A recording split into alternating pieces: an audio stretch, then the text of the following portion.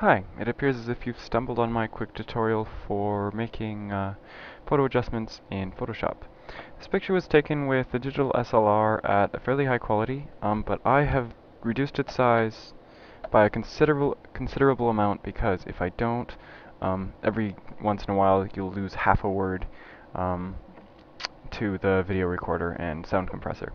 So, step one for doing primary adjustments on a picture like this is to fix up color.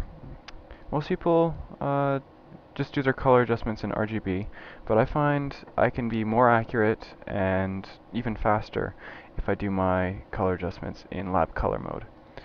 When you're in lab color mode, it separates your picture into different kinds of channels, not RGB. Instead, you get a lightness channel and an A and B channel. The A and B channels each store color data. So A will store, I think it's green and magenta, and I think B stores um, yellow and blue, or yellow and cyan. So if you, with all of your um, with all of your channels selected, if you go into curves, image, adjustments, sorry, curves, Control M is the shortcut that I will be using from now on. You get a drop down for which channel you want to work on. If you select your A channel and pull in the top and the bottom, you increase the amount of color, the saturation of the color inside your image. So by pulling these in, a considerable amount, I can greatly increase the amount of color that's in my image. And if I pull the top over more, I get more magenta, and so it'll warm up my image. And if I pull the bottom over, I'll get more green. So if I do the same thing to the B channel, you can see that the colors in the toque are really popping out, and it's giving her face kind of a golden color instead of this kind of bland original color that was there initially. I'm overshooting it a little. I'm overshooting it a little for YouTube, so that it's obvious on the small window. Okay, when you're done color adjusting, you can go back to RGB color mode, and then step 2 is usually to sharpen the image. You should probably be looking at your image at 100%. Control-Alt-0 is the shortcut for viewing your image at 100%. So then go into Filter, Sharpen, and Unsharpen Mask. Okay, the amount that you see here is how intense the sharpening effect is. So 0 being no sharpening at all, and 500% being, a ridiculous over sharpening. I find the best value is usually about 120. This seems to be almost universal, even when I'm working on a fairly out of focus picture. I find that by adjusting the radius and only slightly increasing the amount, I can get the effect that I want. The radius it determines how many pixels get sharpened, like how wide an area. Here, the sharpening effect is like a block here and a block here along the side of her face. So I find the best value is about 0.7. This depends entirely on the size of your image. If you're working on a really big image, like I do when I'm doing stock photography, you need a slightly larger radius. I find sometimes even as high as 1. But honestly, the value varies between 0.5 and 1, and I don't think I've ever used anything outside of that range. Threshold, 0 or 1.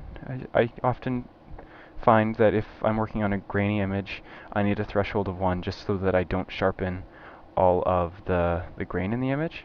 If you increase it above 1 though, it looks for areas of very high contrast before it starts sharpening something, and I find that absolutely nothing gets sharpened.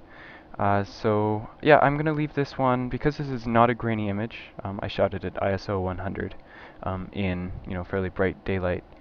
I'm going to use no threshold at all and just have it sharpen everything.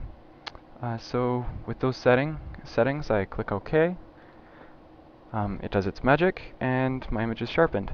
From there, usually the best third step, if you're going to print your image, is to set black point and white point.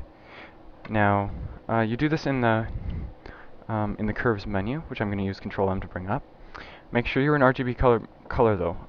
If you're not, you're going to end up with some very strange effects. Um, the step one is to double click your black point here. Um, the defaults are 0, 0, 0, which means when you select a point to be the darkest area on your image, it'll make that, absolute, pitch black, which you do not want when you're printing a picture. For stock photography, I find that 10, 10, 10 works well. Some people say that removes too much contrast, and they like 8, 8, 8, or 12, 12, 12 if, depending on the printer you're using, or who you're sending it to, or whether you're printing it on your home picture, on your home, Canon or whatever. So set my black point. I'm just eyeing it right now. I think somewhere along this collar is probably the darkest point on the image. So that point now, where I clicked, has gone to 10, 10, 10. So it's removed any color casts in the black, assuming I click on, an area that's actually black and not blue or red here. And then if I do the same to the white, double clicking, I use 245, and selecting the lightest point in the image, which I can't see right now. So I'm going to click OK, scroll over here, open up curves, set that white point to be this chair here, which is a very bright specular highlight, and I can use any point there. So with those done, this image is finished, and well, except for touch-ups, which I might do with my clone stamp tool, but that's not the point of this tutorial. And we'll just do a quick before and after. You have this. You can see a big difference in the sharpness here and here.